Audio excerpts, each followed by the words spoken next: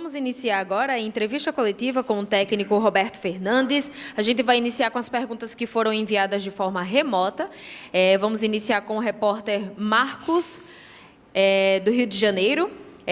Ele diz: Roberto, o CSA vem de um resultado adverso, precisa de uma vitória em casa para adquirir confiança e se tranquilizar mais na Série B. Terá pela frente um adversário consolidado no G4 e com jogadores que conseguem desequilibrar uma partida, entre outros jovens valores. O que o seu time pretende fazer para poder conter o ímpeto desse Vasco?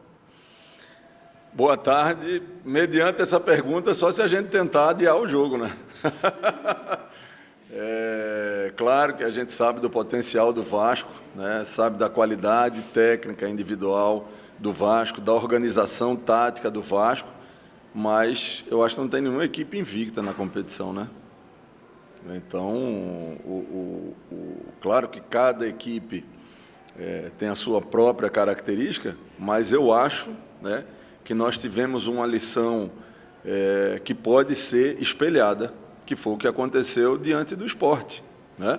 O Sport, vamos relembrar, na penúltima rodada, perdeu para o Ituano fora de casa por 4-1, e o que nós vimos, uma arena com mais de 30 mil torcedores apoiando e incentivando o Sport a todo momento, e o Sport entrou com sangue no olho para uma decisão de campeonato. É isso que o CSA tem que fazer. Claro que o Sport tem a sua característica, o CSA tem a sua característica, seus jogadores, tudo isso aí, né? Agora, no momento que a gente vive, o apoio do torcedor, e eu pude acompanhar várias vezes como adversário e pude acompanhar diante da última partida em casa, né? O torcedor do CSA, ele joga junto, não tenha dúvida, né? Então, ter o apoio do torcedor, e para que esse apoio ele seja cada vez mais caloroso, que os atletas em campo, né, entrem da forma que o Sport entrou, né? Sangue no olho, decisão, né, ganhando dividida, com atitude, né? Porque não é a questão de qualidade, né? São outras coisas que nós precisamos agregar dentro dessa competição. Tainan Melo, Vavel Brasil. Roberto, boa tarde. Você já esteve no Trapichão como técnico do clube mandante e visitante e reconhece a importância do apoio do torcedor. Diante de um jogo tão importante para o clube na competição e, teoricamente, com muitas dificuldades, qual a sua expectativa do comportamento do torcedor para ajudar o time a obter o resultado necessário? Olha, que o torcedor do CSA vai a campo apoiar, isso não resta dúvida, porque é uma coisa normal, isso aí a gente já conhece.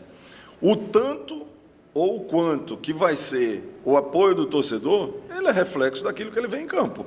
Se a equipe estiver correspondendo, isso não quer dizer apenas com resultado, mas com atitude, eu tenho certeza que o torcedor vai apoiar o tempo que for necessário, né? E eu vi esse exemplo, por exemplo, diante do Brusque. No momento que o jogo estava 0-0, o Brusque teve uma penalidade a seu favor e perdeu. Outras torcidas aproveitariam, já que perdeu o pênalti, para começar a xingar, a cobrar. Rapaz, parecia que tinha sido gol do CSA. E eu não tenho dúvida que isso contaminou de forma positiva o elenco dentro de campo e se superou e conquistou a vitória, né, da forma que ocorreu, né? Então, não tem que fugir muito desse roteiro, não. É o Gabriel Teixeira, do Na Rede Oficial. Roberto, diante do último resultado, quais as principais mudanças para o CSA entrar amanhã em campo e conseguir o resultado positivo? O espírito de jogo, né? A gente faltou competitividade, sabe? Às vezes a análise ela é muito superficial, sabe?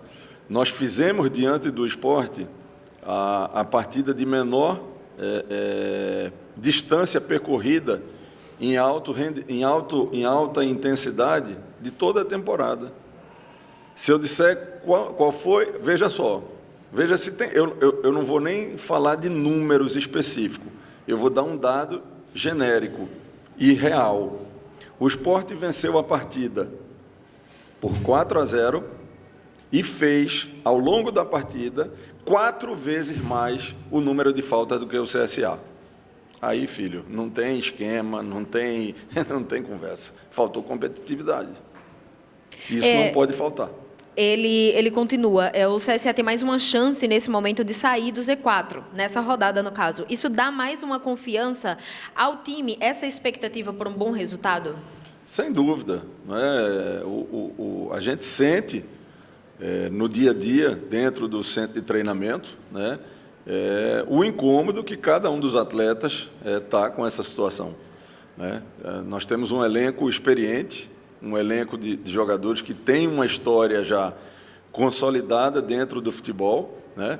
E num momento profissional, né, que uma mácula na sua carreira, neste momento, pode direcionar a carreira para um lado muito ruim. Todo mundo tem consciência disso, né? Agora é procurar focar em corrigir aquilo que precisa ser corrigido. Agora, Cledson Silva, da Rádio Web Cidadania, ele questiona o resultado adverso justamente no teu jogo de estreia, mesmo você não estando ali na beira do campo. Você acredita que esse pode ter sido um fator, o fato de não ter ali a comissão presente, no caso você que estava ausente nesse primeiro jogo, pode ter sido um fator para o resultado adverso? A presença do treinador, ela é sempre diferente, né? A presença do treinador... até pela questão do temperamento de cada um, né? Eu tenho uma coisa que eu acho muito positiva, a questão de você estar antevendo algumas situações.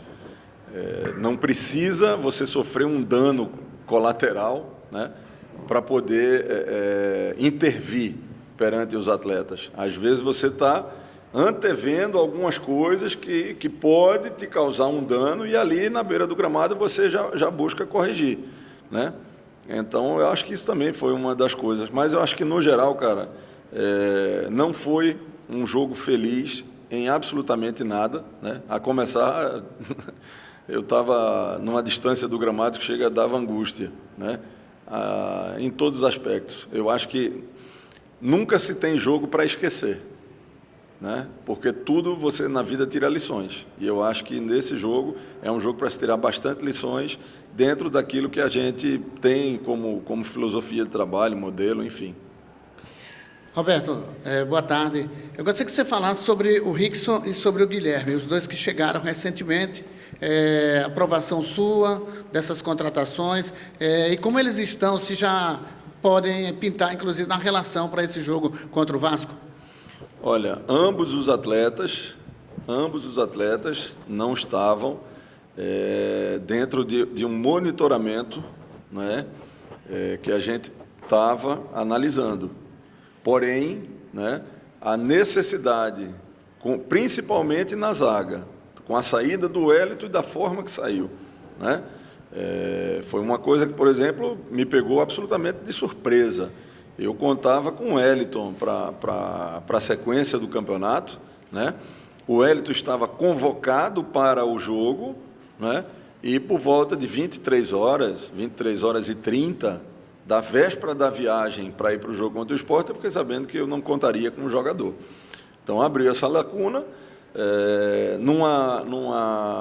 praticamente numa sexta-feira, quinta para sexta-feira, que se encerrava as contratações, né?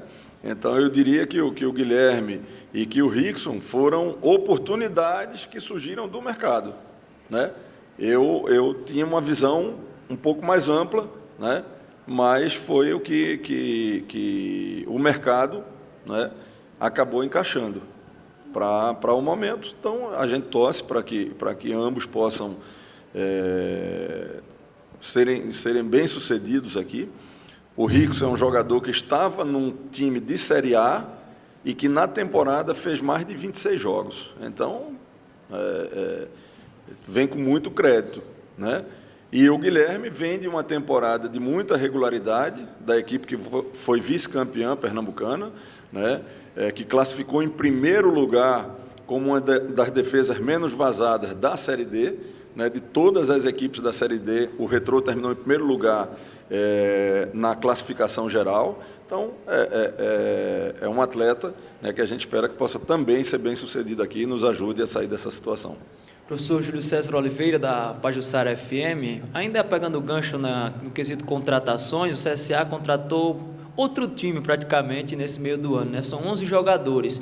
E o que me chamou a atenção quando eu estava fazendo um estudo foi sobre o Lucas Lourenço, jogador jovem, promissor, que o CSA trouxe para cá. Você já conhece esse jogador? Inclusive, ele não estava pegando relação, que eu soube também que ele estava com a virose, assim que chegou, passou um tempo se tratando, e agora já volta a trabalhar. É mais uma opção que pode ser relacionado para essa partida contra o Vasco, ou ainda está cedo? Olha, a tua pergunta está mais ou menos respondida na própria pergunta. Porque quando nós chegamos, a informação é que o Lucas Lourenço chegou, foi acometido de uma virose, né, e praticamente voltou a treinar com a minha chegada. Então, ele não foi relacionado para a viagem, né, e para o treinamento do jogo diante do Sport, e a gente está num período muito curto, né? Eu posso te dizer que após esse jogo do Vasco, independente do resultado do Vasco, inclusive positivo, né, para o jogo do Operário é que a gente vai ter uma condição muito mais consistente e com algumas coisas mais com aquilo que a gente entende, né, que é necessário para que a gente evolua e saia dessa situação. Roberto, o que é que o departamento médico passou para você sobre o Lucas Marques? Foi um jovem jogador que se destacou e ele tem múltiplas funções, não só de lateral como meia. Jogou contra mim no primeiro turno, foi muito bem e foi um jogador que entrou no meu radar de monitoramento. É um atleta que eu vejo com muito potencial, mas hoje, até me perdoe ele interrompendo. Não, a pergunta era sobre ele mesmo. E hoje a informação que eu tenho é que ele ainda deve levar em torno de 15 dias. Ele, o William, Luiz Henrique... tem mais gente. Tem mais um aí que está me fugindo a memória. Tonini? Quem? Tonini, Gabriel Tonini? Não, Tonini agora é recuperar o tempo perdido, né? O Tonini, no que diz respeito à parte clínica e transição, ele está totalmente liberado, só que pelo tempo que ele ficou parado, ele está em vários características atrás dos demais, parte física, parte de força, né, ritmo, nem se fala, mas ritmo ele vai ganhar tendo a oportunidade. Mas o Tonini é um que, por exemplo, para a próxima partida, é um que depende só dele, né, de poder tá tendo mais espaço dentro do grupo. O que falta é o Everton Silva? Everton, pronto. O Everton também é outro 15 dias, porque a lesão do Everton foi muito menor do que a dos demais, mas foi a mais recente, né? Então, o Everton é em torno aí, talvez até menos de 15 dias, 10 dias, e os demais, a previsão é que voltam a treinar em 15 dias. Professor, em relação à escalação, não sei se o senhor vai revelar que é a estratégia também do treinador, mas vai abdicar da linha de 5? Olha, veja só, a escalação dos 5, da linha de 5 diante do jogo do Sport, ela foi muito específica. Bom, primeiro de tudo, né, como eu disse, cada time tem seu momento. O Náutico vivia uma situação muito parecida com o CSA, e quando a gente colocou linha de 5, o Náutico partiu para 4 jogos invicto, e nós fomos perder a invencibilidade para o Grêmio na Arena. Então, isso é um jogo fora da curva, né? Mas não quer dizer que deu certo lá, ia dar certo aqui, ou ia copiar aqui ou lá. Não, não é isso. A questão é o seguinte, hoje o Sport é o único time da Série A que joga com 2 centroavantes, com muita mobilidade, mas 2 centroavantes. Qual é a posição do Kaique? É um 9 de mobilidade. Qual é a posição do Wagner Love? É um 9 de mobilidade. Além desses 2 beiradas, Juba de um lado e Fabinho que vem fazendo a função. Qual o esquema do Sport? 4-2-4. Se o cara tem uma linha de 4 ofensiva, não precisa nem entender de futebol, basta de matemática. Uma linha de 5 era a solução. Agora,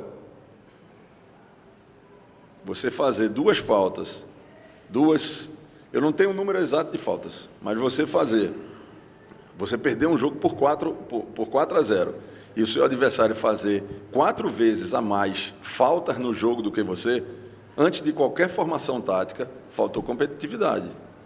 Isso é fato.